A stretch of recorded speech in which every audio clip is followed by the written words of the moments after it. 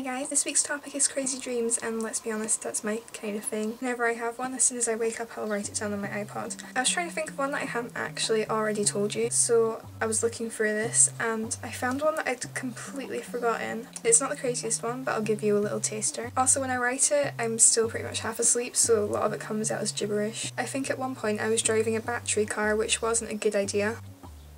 That's all I have for that little bit. We were in the new school, I don't know why, but we were in some sort of art classroom because there was paintings hanging from the ceiling on strings.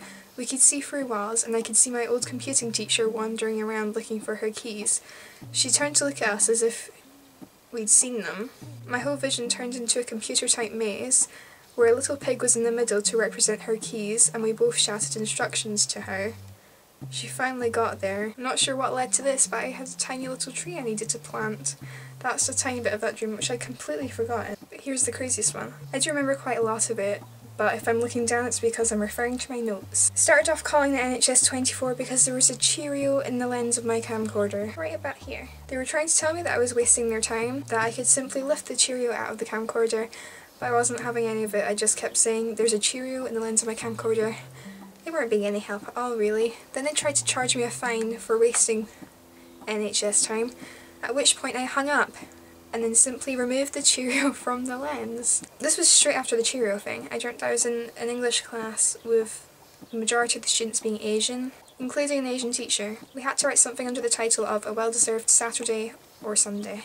I wrote a story set a few centuries ago about a guy whose girlfriend breaks up with him, so the story is about him running away, not on a horse, but on a cow. There's two Australian broadcasters called Hamish and Andy, and I dreamt that they were sort of narrating, and Hamish said that if you said the word carrot, the cow would run faster, so the guy started shouting carrot.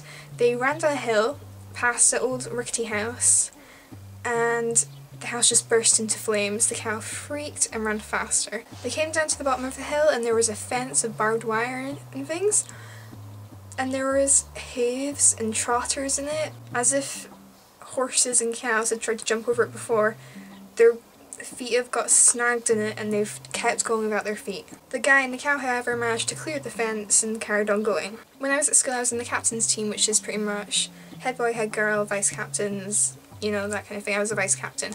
I dreamt that we were having money problems. That wasn't a huge big part of my dream, but that was a tiny little bit of it. We were just talking about it. Then I dreamt that my boyfriend Adam appeared up here, which is weird because he lives down in England, but he was here, and we went to several different places, including the beach, where there was a huge pier, and there was hardly any people there except for a little kiosk and a few people taking pictures, but it was like a really grey and misty day and like something you'd seen in a horror film.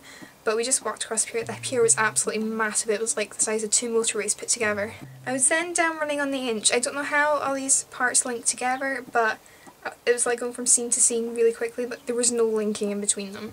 I was about to come up the hill which goes up to my house. For some reason I was taking part in Hamish and Andy's Australian Broadcasters Bye Bye Triathlon. You'd have to have like heard their podcasts to get that, or listen to them. Basically they came up with this thing where they had to try and do 24 sports in the weekend, and I had somehow appeared for the end of this, and it was for some reason Scotland, and we were running up the hill and there was a finish line, and I think I got there first and just ran through. Then met Adam and my sister at the top of my hill. Well, not my hill, the hill that goes to my house. We stood at the top of the hill taking photos, just us. Like one of us holding the camera and just taking a picture of just us. There was no one else there. But when we turned the camera around to have a look at one of the photos, there was a big group of people from my school in it, as though they'd been standing right behind us. When I looked up there was no one there. My dream then switched to winter, oddly enough, and I'd been walking home from school. I saw some dodgy looking people hanging out the front of my house, and I recognised one of them as someone who went to my school and was known for kind of getting in trouble, and they were just hanging around suspiciously. As I was walking up our drive, they sort of followed me in. The girl and the two boys stood in my front garden looking shifty for a little bit, and I was just standing there watching them, and then suddenly the girl whips out a screwdriver and tries to jimmy open my mum's car. I sprint back towards her and confront her about this, because seriously I was not that far away from her, just a few meters, and she denies everything even though I clearly just saw her trying to break into my mum's car. I should also point out at this point it was a very snowy day, so she's just denied everything and we start fighting physically, as in punching each other. I somehow managed to get her onto the floor and twist her arms behind her back. I let her go because she was younger than me, but they just kept coming back trying to break into my mum's car. My mum and my grandparents came home and started making huge piles of snow. I was slightly confused until the girl and two boys came back, at which point my mum and grandparents started chucking huge piles of snow onto them. Not snowballs, like literally armfuls of snow. The girl and the two boys finally left, and I suggested that one of us, as in my mum, grandparents and myself, should stand watch in our front room just in case they decide to come back and try and break into the car again. But my mum said that they wouldn't come back because there was no cake to take, whatever that means. I used to be really good friends with this girl in primary school, and in my dream she was living next door to me. She came out of her house and I was standing by one of the other cars in our drive which was green and made of wood. She has a purple car and she started trying to break into it with a screwdriver. I asked her why and she said that was because she left her keys in her room, and to be honest she couldn't really be bothered going back to get them. Breaking in with a screwdriver was obviously easier. So that was one of the weirdest dreams I've ever had, but Jason, Jack, yours were pretty weird as well. And oh my gosh, Jack, your hair was amazing. Why did it go?